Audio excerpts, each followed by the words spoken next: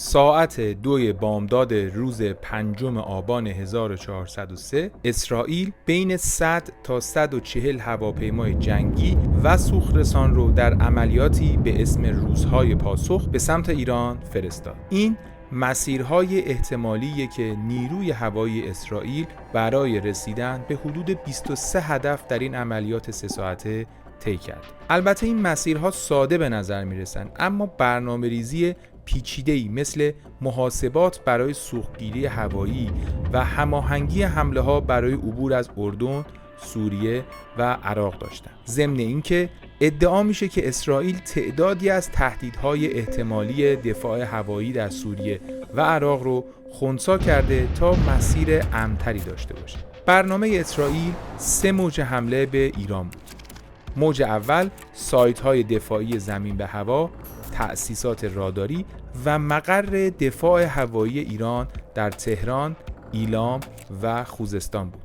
موج دوم روی از بین بردن موشک‌های بالستیک متمرکز بود و موج سوم هدف قرار دادن صنایع موشکسازی نظامی ایران. اسرائیل برای اینکه از سیستم دفاعی هوایی ایران در امان باشه، از موشک‌های راکس استفاده کرد که بهشون اجازه میداد بدون نیاز به نفوذ عمیق به خاک ایران از موقعیت‌های نزدیکتر به اهداف حمله کنند. این کار رو با چه جنگنده‌هایی انجام دادن؟ در نوک حمله جنگنده نسل پنجم F-35 بود، جنگنده‌های F-16 و جنگنده‌های F-15 که حدود 1600 کیلومتر رو پوشش داد. از 2 نوع موشک تو این حمله استفاده شد: موشک فراسوت برد بلند بلو ارو و موشک نسل جدید راکس با قابلیت حمله از فاصله دور.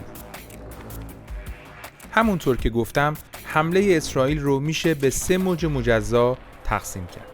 موج اول سیستم‌های دفاع هوایی ایران رو غیر فعال کرد. تهران، ایلام و خوزستان از جمله مناطقی بودند که حملات در اونها تایید شد و تا حدی هم آسیب دیدند.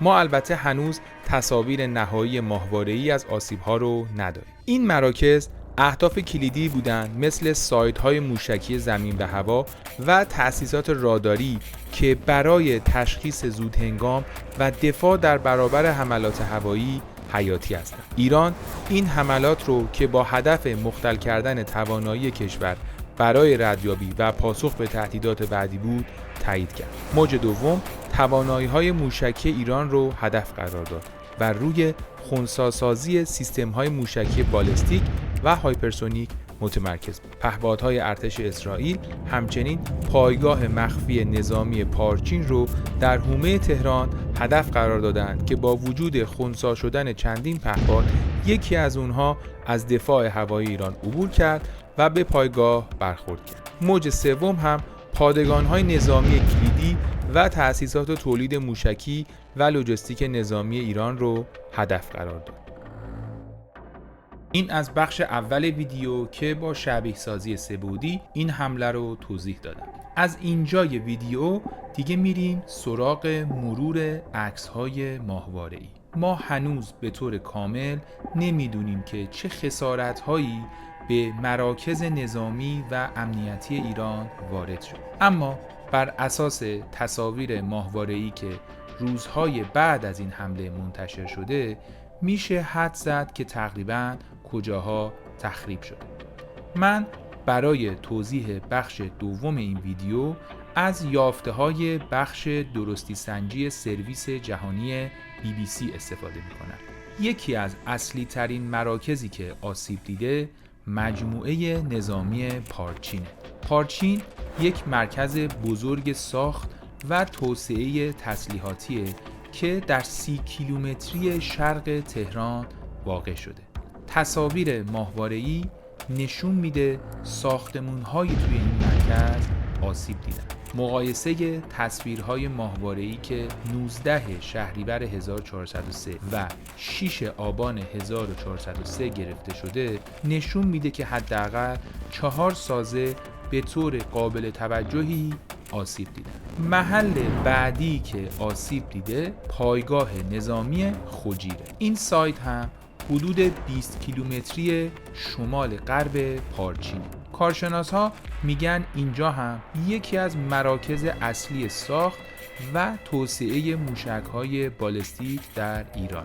البته در سال 2020 هم انفجار مرموزی توی این مرکز گزارش شده بود.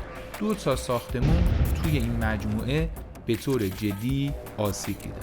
ممکنه مقدار این آسیب‌ها جزئی باشه و خسارت فقط به ساختمون‌ها وارد شده باشه و البته ممکنه آسیب‌ها در حدی باشه که بخشی از برنامه موشکی ایران رو به تأخیر انداخته باشه.